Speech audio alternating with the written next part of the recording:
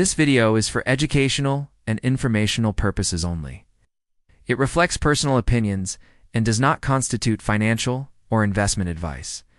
Trading Forex involves risk and may not be suitable for all investors. Always do your own research or consult a licensed financial advisor. Your trading decisions are your responsibility. Welcome back to Forex Mastery. Our last episode, we explored currency pairs, how they work, how they're grouped, and how to choose the ones that fit your strategy and trading style. Now it's time to go even deeper and uncover the mechanics behind every trade. How do you actually make money in Forex? What's a pip? What's a spread? What do lot sizes mean, and how do you calculate your risk and reward? By the end of this episode, you'll understand how every single movement in the market translates into numbers. Numbers that show you whether you're making or losing money.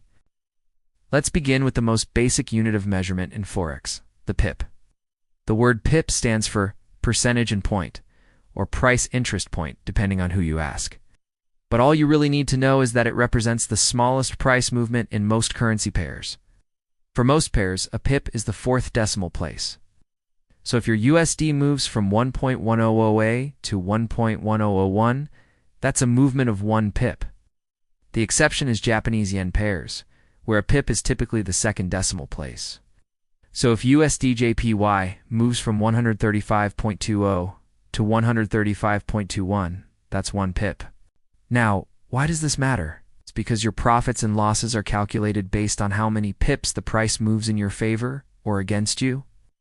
Let's say you enter a trade on EUR/USD at 1.1000 and close it at 1.1030. That's a 30 pip move. If your position size is one standard lot, and we'll talk about lot sizes in a moment, that 30 pip move could equal $300 in profit if it went the other way.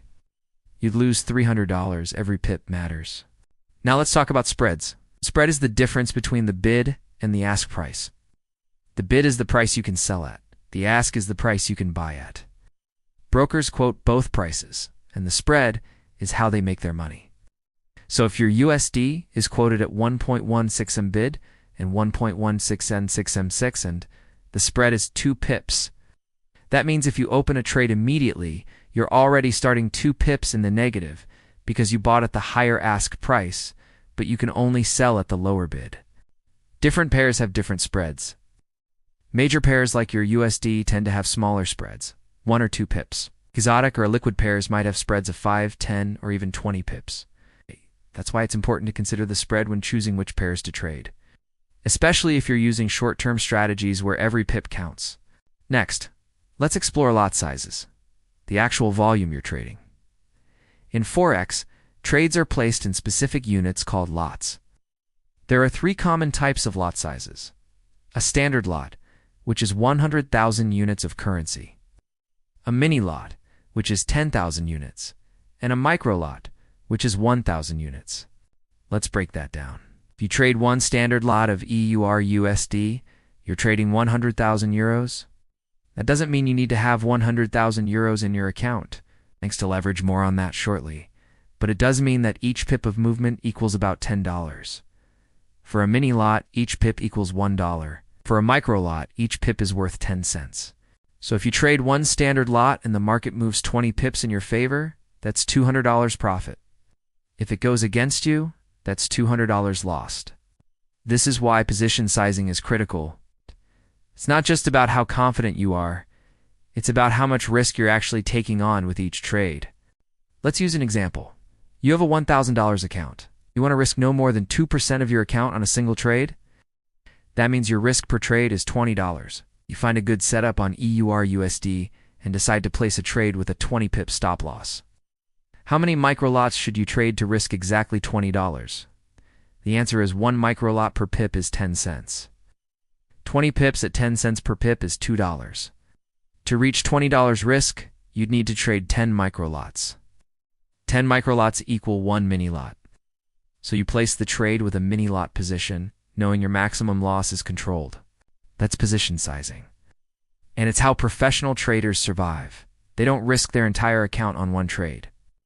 They calculate how much they can afford to lose, set their stop loss, and adjust their lot size accordingly. It's risk management, and it's the difference between a trader who lasts and a gambler who burns out. Now let's talk leverage. Leverage allows you to control a larger position with a smaller amount of money. It's essentially a loan from your broker. If you have 1 to 100 leverage, it means for every $1 you put up, your broker allows you to control 100. So with a $1,000 account and 1 to 100 leverage, you can control $100,000 worth of currency. That's one standard lot.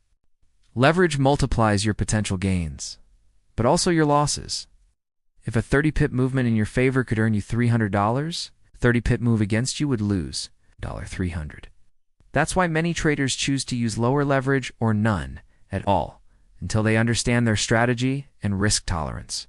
Some brokers offer 1 to 500 leverage. That means with just $200, you could open a position worth $100,000. Sounds powerful, right?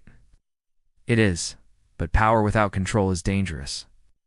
New traders are often tempted to over-leverage, thinking they'll get rich quickly. In reality, high leverage combined with inexperience is one of the biggest causes of blown accounts. Always respect leverage.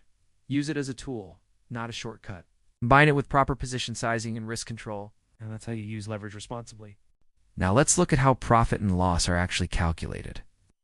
You need to know 3 things: the number of pips gained or lost, the lot size you traded, and the pip value for that lot size. Multiply the number of pips by the pip value, and you have your result. Let's say you trade 1 mini lot of GBP USD. Each pip is worth $1. You enter at 1.3000 and exit at 1.3050. That's 50 pips in your favor. 50 pips times $1 equals $50 profit. If you traded a standard lot instead, that same move would be worth $500. A micro lot is just $5. The movement is the same, but the impact on your account depends on your lot size. Let's now talk about another critical piece: stop loss and take profit orders. Stop loss is a predefined point where your trade closes automatically if the market moves against you. It limits your loss. Take profit does the opposite.